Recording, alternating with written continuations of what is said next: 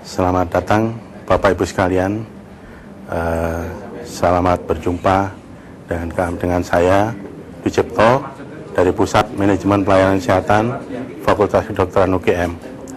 Saya akan menyampaikan materi yang berjudul data epidemiologi untuk pengambilan keputusan dengan stressing pada konsep surveillance response.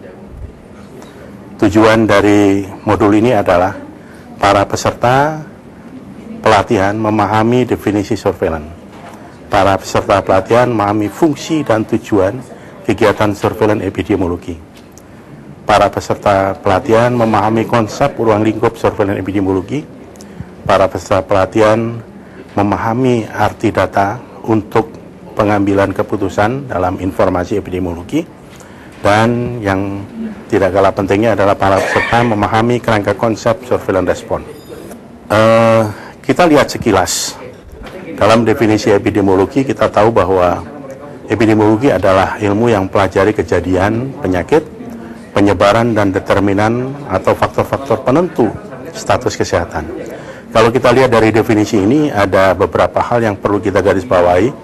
Yang pertama adalah penyebaran penyakit.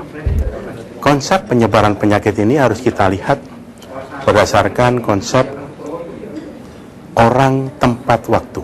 Siapa yang terkena penyakit tersebut, di mana penyakit tersebut menyerang, kemudian kapan penyakit tersebut menyerang. Dan faktor-faktor determinan dari penyakit tersebut, yaitu hostnya apa, agentnya apa, kemudian lingkungan-lingkungan apa yang berpengaruh terhadap kejadian penyakit ini. Nah, apakah epidemiologi ini penting? Penting, karena penyakit pada manusia tidak tersebar dan terbagi begitu saja secara acak, tapi ada faktor penyebabnya. Itulah sebabnya setiap para pengambil keputusan perlu mengetahui konsep epidemiologi ini, karena dengan belajar epidemiologi mereka bisa melakukan prediksi, mencari faktor-faktor risiko dan aspek-aspek yang ada hubungannya dengan kejadian penyakit. Nah, di dalam Permenkes 971 tahun 2009 di pasal 19 disebutkan bahwa kompetensi Kepala Dinas Kesehatan Provinsi, Kabupaten, Kota yang pertama adalah harus mengetahui konsep surveillance response, yang kedua telah mengikuti pelatihan surveillance epidemiologi yang harus dipenuhi sebelum atau paling lama 1 tahun pertama setelah menduduki jabatan struktural. Surveillance oleh Kepmenkes RI nomor 1116 tahun 2003 dikatakan bahwa surveillance epidemiologi adalah kegiatan analisis secara sistematis dan terus-menerus. Kalau kita lihat ruang lingkup dari surveillance ini adalah yang pertama, surveillance epidemiologi penyakit menular, surveillance epidemiologi penyakit tidak menular, surveillance epidemiologi kesehatan lingkungan dan perilaku, surveillance epidemiologi masalah kesehatan, surveillance epidemiologi kesehatan matra. Jadi salah kalau orang mengatakan kalau kita belajar mempelajari surveillance epidemiologi hanya berkisar mengenai penyakit menular. Jadi ruang lingkupnya sangat besar.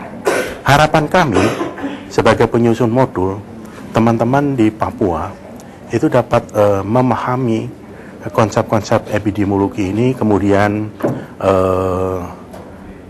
melakukan kegiatan-kegiatan secara praktis penjabaran dari konsep epidemiologi ini secara nyata di dalam pekerjaan sehari-hari. Silakan Bapak Ibu sekalian melihat modul ini secara lengkap.